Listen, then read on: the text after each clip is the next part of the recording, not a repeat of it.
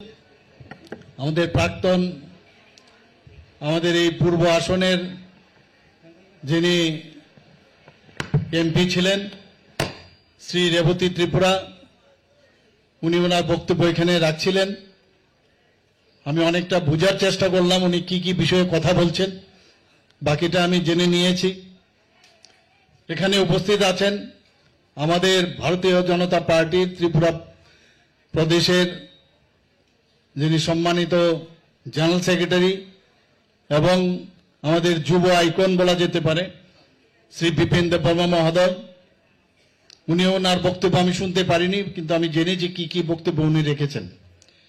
আমাদের মাঝে এই সদর রুরাল যে ডিস্ট্রিক্ট, সেই ডিস্ট্রিক্টের সম্মানিত সভাপতি শ্রী গৌরাঙ্গ ভৌমিক মহোদয় উপস্থিত আছেন।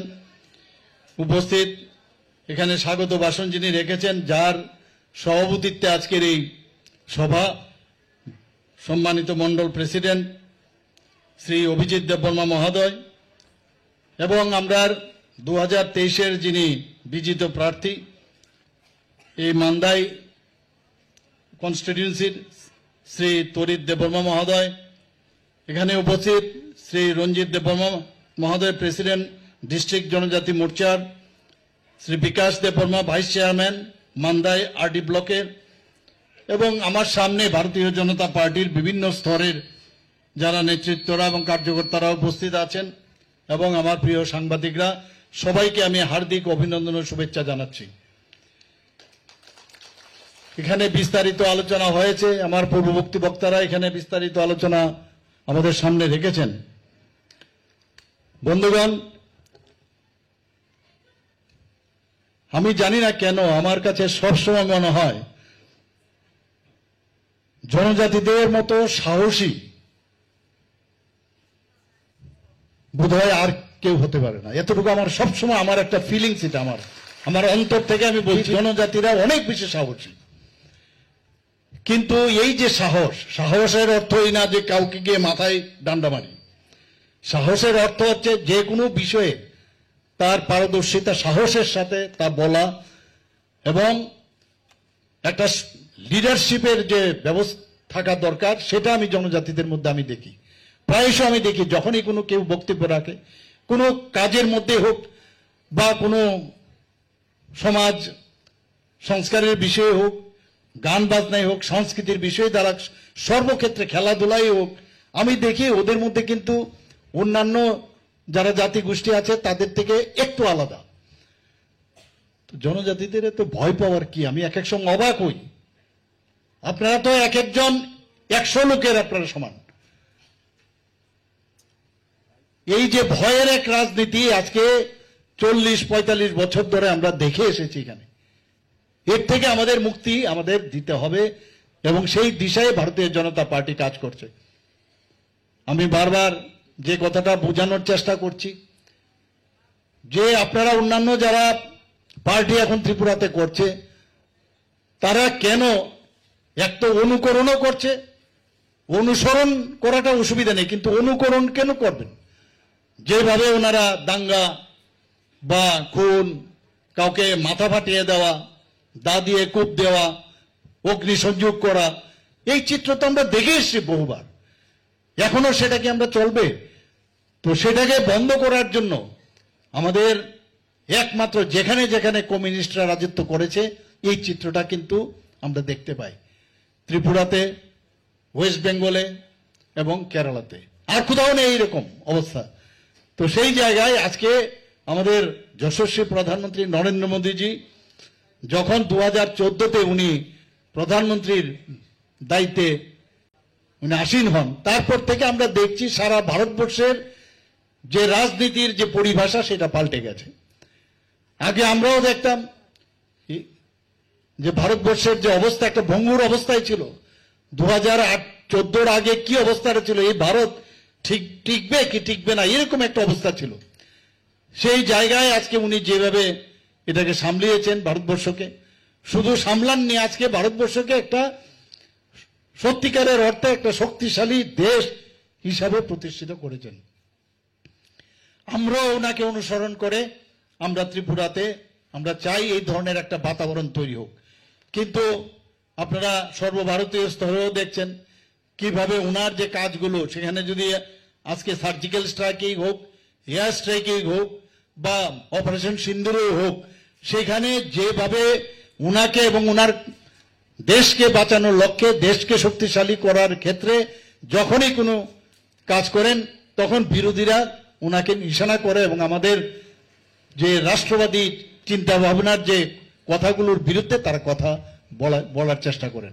ত্রিপুরাতেও এখন আমরা সেইভাবে যেহেতু চলার চেষ্টা করছি, একটা অরাজকতা পরিবেশ তৈরি করার এখানে চেষ্টা করছি। আমার অত্যন্ত দুঃখ লাগে যখন টাকার জলার যে ঘটনা আমার পূর্ববর্তী বক্তারা বলেছেন, আমাদের অধিকার আছে, যে কোনো জায়গায় আমি রাজনীতি করার আমার অধিকার আছে। যার যার এটা রাজতন্ত্র তো আর নেই, এখন তো গণতন্ত্র। তো গণতন্ত্রতে সবাই যে কোনো জায়গায় যেতে পারে, সেই জায়গায় আমরাও আটকাবো না। যদি তুমি ভালো কাজ করো মানুষের কাছে নিয়ে যাও, যদি তোমাদের যদি অ্যাকসেপ্ট করে, গ্রহণ করে, তাহলে তোমাদের কথা বলবে। কিন্তু খালি গায়ের জোর আর একটা সাম্প্রদায়িক সুড়সুড়ি দিয়ে আর কতদিন চলবে? কিন্তু আমরা একটা সঠিক সিদ্ধান্ত আমরা নিয়েছি যে টাকার জলার ঘটনার পর আমার মনে আছে আমি যখন সেখানে জিবি হাসপাতালে যাই, একটা 75 বছর ঊর্ধ্ব এক মহিলার তাকে পায়ের মধ্যে দা দিয়ে কূপ দিয়েছে। ভাবুন আপনারা, চিন্তা করুন কোন অবস্থায়। এটা তো কোনো অবস্থায় মেনে নেওয়া যায় না। ওনার সাথে যে ছিল সে কাঁদছিল। এটা কোন ধরনের রাজনীতি আমরা দেখে এসছি। আজকে কমিউনিস্টদের যে এই ধরনের যে রাজনীতি, তার বিরুদ্ধে ভারতীয় জনতা পার্টি মাননীয় প্রধানমন্ত্রীজির নেতৃত্বে আজকে কিন্তু 2018-তে এই কমিউনিস্টদেরকে সরিয়ে উৎখাত করে আমরা ভারতীয় জনতা পার্টি এখানে সরকার এখানে গঠন হয়। তাহলে আমরা কেন ভয় পাবো অন্যদের? কমিউনিস্টকে যদি সরিয়ে আসতে পারি, তাহলে যে কোনো পার্টি যদি এই ধরনের তারা যদি ব্যবহার করে এবং গায়ের জোর দেওয়ার চেষ্টা করে, মানুষের কণ্ঠরোধ করার চেষ্টা করে, তাহলে তো কোনো অবস্থায় সেটা বরদাস্ত করা যায় না। সরকার সেখানে যা যা করার, ডিএমকে আমি নির্দেশ দিলাম যে আপনারা খুঁজে বের করুন। আমরা চাই না তাদের আইডেন্টিটি নষ্ট হোক, তাদেরকে আমরা বাঁচিয়ে রাখতে হবে এবং প্রতিটি তাদের যারা লিডার তাদেরকেও 5,000 টাকা করার আমরা ডিসিশন নিয়েছি। বন্ধুগণ, বড় বড় কথা আমরা আগেও শুনেছি। বড় মোড়া পাহাড়ের নাম আমরা এসে হাতাই কোতর আমরা দিয়েছি। আমরা গন্ডাছড়া মহকুমার নাম গন্ডা তৈসা দিয়েছি। 18 মোড়ার নাম আমরা হাচুক বেরেন দিয়েছি। এই যে সম্মান আমরা কিভাবে জনজাতিদের দিতে হয় আমরা সেটা খুব ভালো করে জানি।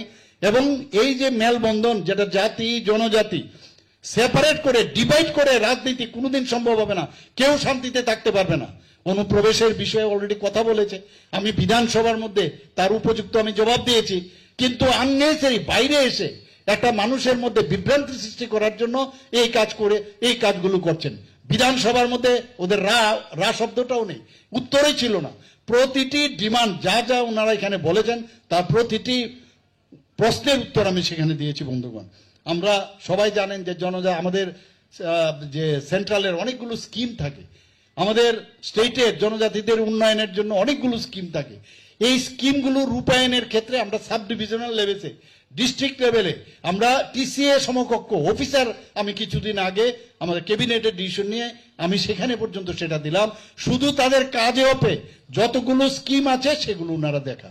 আমাদের সেখানে টিসিএস পদমর্যাদার যে ডিস্ট্রিক্ট ট্রাইবাল ওয়েলফেয়ার এবং sub divisional tribal welfare officer করে আমরা নিযুক্তি দিয়েছি। বন্ধুগণ, 84টি বনধন বিকাশ কেন্দ্র আমরা স্থাপন করেছি। আমরা এর মধ্যে বিশেষ অর্থনৈতিক যে উন্নয়ন প্যাকেজ আমরা ঘোষণা করেছিলাম। এর মধ্যে 100টি মার্কেট স্টল অলরেডি নির্মাণ করা হয়েছে। আমি জানি না, আপনারা নিশ্চয়ই দেখেন। এটা কিন্তু এমনিতে হয় না। আমরা যদি সেইভাবে আমরা ডিজাইন না করি, সেইভাবে যদি আমরা চিন্তা ভাবনা না করি, সেগুলো এমনিতে হয় না। সেখানে আবার 100টি স্টল গভর্নমেন্ট লেভেলে যখন হবে তার 50% কিন্তু মহিলাদের জন্য সংরক্ষিত। আপনারা নিশ্চয়ই জানেন সেটা। আমাদের মুখ্যমন্ত্রী জনজাতি বিকাশ যোজনা বাজেটে আমরা ডিক্লেয়ার করি, সেখানেও প্রায় 25,000 টাকা করে যারা জনজাতি সুবিধাভোগী, যারা বেনিফিশিয়ারি আছেন, তাদেরকে আর্থিকভাবে সহায়তা করা হয়েছে। এবং এতে করে প্রায় 23,31,50,000 টাকা বরাদ্দ করা হয়েছে বন্ধুগণ। 3টি কলেজ হোস্টেল আমরা চালু করেছি, সেখানে অনেক সময় হোস্টেল নিয়ে প্রশ্ন করা হয়। একটা মহিলা কলেজ, আম্বেদকর কলেজ, আর একটা গন্ডাছড়া, সেখানে আমরা সেটা করেছি বন্ধুগণ। আমবাসা, কাঞ্চনপুর এবং করবুকে 3টি আশ্রম স্কুল অলরেডি চালু করা হয়েছে এবং সেই আশ্রম স্কুলে ক্লাস 3য় শ্রেণী থেকে 6ষ্ঠ শ্রেণী পর্যন্ত সেটা চালু করা হয়েছে। 29টি নতুন হোস্টেল নির্মিত হয়েছে, এর মধ্যে 44টি জনজাতি বিদ্যালয় নির্মাণ করা হয়েছে। সেখানে 170 জন হোস্টেল ওয়ার্ডেন নিয়ে আমাদের যে ট্রাইবাল ওয়েলফেয়ার মিনিস্টার আমাকে প্রায়শই বললেন যে হোস্টেলগুলো থেকে চুরি ইত্যাদি হয়, তো সেখানে ক্যাবিনেটে বসে আমরা ডিসিশন নিলাম যে 170 জন হোস্টেল ওয়ার্ডেন তাদেরকে আউটসোর্সিং ভিত্তিতে নিয়োগের অনুমোদন আমরা দিয়েছি। আমরা বন্ধুগণ, যে আমি দেখেছি, একটু আগে আমি বলার চেষ্টা করেছি, আমাদের ছেলে মেয়েদের আমি যখনই দেখি আমাদের জনজাতি ছেলে মেয়েদের মধ্যে এটা খেলার কিন্তু এবং বেশ তাদের মধ্যে যে ট্যালেন্ট আমি দেখতে পাই, যে কারণে আমাদের সরকার ডিসিশন নিল যে 2টো সিনথেটিক ফুটবল টার্ফ সেখানে নির্মাণ করা এবং নির্মাণ করা হয়েছে। আরেকটি নতুন, আমি একটা জায়গার মধ্যে নিজে গিয়ে, 2টো জায়গায়, সেই দুটো জায়গার মধ্যে আমি গিয়ে সেটা উদ্বোধন করেছি এবং আরো একটি নির্মাণ আন্ডার প্রসেস আছে সেখানে। আমরা জানি জনজাতি এলাকায় অনেকে কি করে নানাভাবে ভুল বুঝে অনেক জায়গার মধ্যে ড্রাগ এডিকশন আমরা সারা ত্রিপুরার মধ্যে দেখছি। এর মধ্যে কিছু জায়গায় জনজাতি এলাকার মধ্যে যুবকরা যারা আছেন তাদের মধ্যে সে নেশাগ্রস্ত হচ্ছে, ইচ্ছে করে সেটা করা হচ্ছে, যাতে ভবিষ্যতের প্রজন্ম যারা ওরা নষ্ট হয়ে যায়, ওরা যাতে ভবিষ্যতে এই ত্রিপুরার জন্য তার যে সত্যিকারের অর্থাৎ তার যে সাহসিকতার আমি কথা বলছি সেই সাহস যেন না থাকে, সেটাকে ভাঙবার জন্য এই ধরনের এই যে আপনার নেশা করার একটা প্রবণতা আমরা দেখছি সেখানে। ফুটবল ইজ গেম, ড্রাগস আর শেম, সেই স্লোগান রেখে আমরা জনজাতি হোস্টেল ফুটবল প্রতিযোগিতার আয়োজন করা হয়েছে বন্ধুগণ। আমরা যে বিভিন্ন যে হোস্টেলগুলো আছে জনজাতি এলাকায়, সেখানে প্রায় 50টি হোস্টেলে সৌর বিদ্যুৎ ও সেখানে জল যাতে পরিশোধনের ব্যবস্থা করা যায় তার জন্য অলরেডি 19 কোটি টাকা বরাদ্দ করা হয়েছে। 2023 সালের নভেম্বর মাসে আপনারা সবাই জানেন যে জনজাতি গৌরব দিবস এই মিশন চালু করা হয়েছে। সেখানেও শিক্ষা, স্বাস্থ্য, স্যানিটেশন, পানীয় জল এবং জীবিকা, এটা হচ্ছে মেইন আমাদের মানে পিলার, এর উপর ভিত্তি করে আমরা কাজ করছি। আমরা 2024-25-এ আমরা প্রায় 4189টি পরিবার উপকৃত হয়েছে। এর জন্য যারা জুমিয়া পরিবারের আছেন তাদের জন্য আমরা প্রায় 2040 টাকা করে বীজ এবং শ্রম ও চাষের জন্য সেটা আমরা দিচ্ছি। আমরা যে জনজাতি জনগোষ্ঠীর সার্বিক উন্নয়নের লক্ষ্যে মাননীয় প্রধানমন্ত্রী গত 2রা অক্টোবর 2024-এ ধরতি আভা জনজাতীয় গ্রাম উৎকর্ষ অভিযান একটা নতুন প্রকল্প সূচনা করেছেন, আপনারা জানেন। তাতে করে যে forest right act implementation cell এবং জনজাতির বিপণন কেন্দ্র এবং হোস্টেল নির্মাণ, তার জন্য প্রায় 81 কোটি ডিপোজিট রাখা, তাদের সিকিউরিটি রাখা, তাদের অন্যান্য যেসব ব্যবস্থা সবগুলো সেখানে করা হচ্ছে।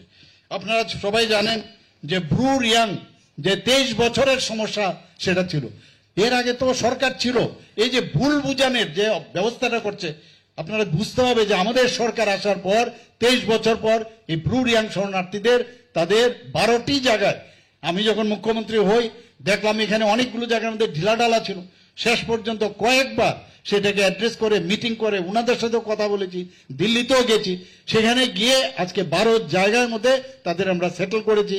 তাদের আই কার্ড দেওয়া হচ্ছে, তাদের খাওয়ার ব্যবস্থা করা হচ্ছে, স্কুলের ব্যবস্থা করা হচ্ছে, রাস্তাঘাট, ইলেকট্রিসিটি সব ব্যবস্থা করা হয়েছে। এবং সেখানেও আমাদের মাননীয় স্বরাষ্ট্রমন্ত্রীজি বিশেষভাবে প্রধানমন্ত্রীজির যে মার্গদর্শনে সেখানে প্রায় 800 কোটি টাকার প্যাকেজ সেখানে দেওয়া হয়েছে বন্ধুগণ। আমাদের এখানে 6 থেকে 8ই যে 6 থেকে 8-তে যারা পড়াশোনা করে আমাদের ছেলে মেয়েরা স্টুডেন্টরা যারা আছেন তাদের যে প্রি ম্যাট্রিক স্কলারশিপ আগে বছরে 400 টাকা দেওয়া হতো, আমরা সেটা 1000 টাকা করেছি। আমাদের প্রায় এখানে জনজাতিদের যে আবাসিকদের যে যারা ওখানে থাকে তাদের ভাতার হার 2018 সালে মাত্র 55 টাকা ছিল, আমি এসে এটা 80 টাকা করা হয়েছে। তো সেইভাবে আমরা চেষ্টা করছি যে জনজাতির অধ্যুষিত এলাকায় আমরা যাতে মানুষের জন্য কাজ করতে পারি। বন্ধুগণ, ওনারা তো এইসবই কথা বলবেন, আর আমরা কাজের মাধ্যমে মানুষের কাছে যেতে চাই।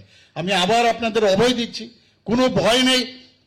আমি অত্যন্ত খুশি, যেখানে যাচ্ছি এখন, গত 2-3 দিন ধরে আমি বিভিন্ন জায়গায় যাচ্ছি, মহিলারা, আমাদের যে জনজাতি মেয়েরা আছেন, বোনেরা আছেন, তাদের উপস্থিতির সংখ্যা অনেক বেশি।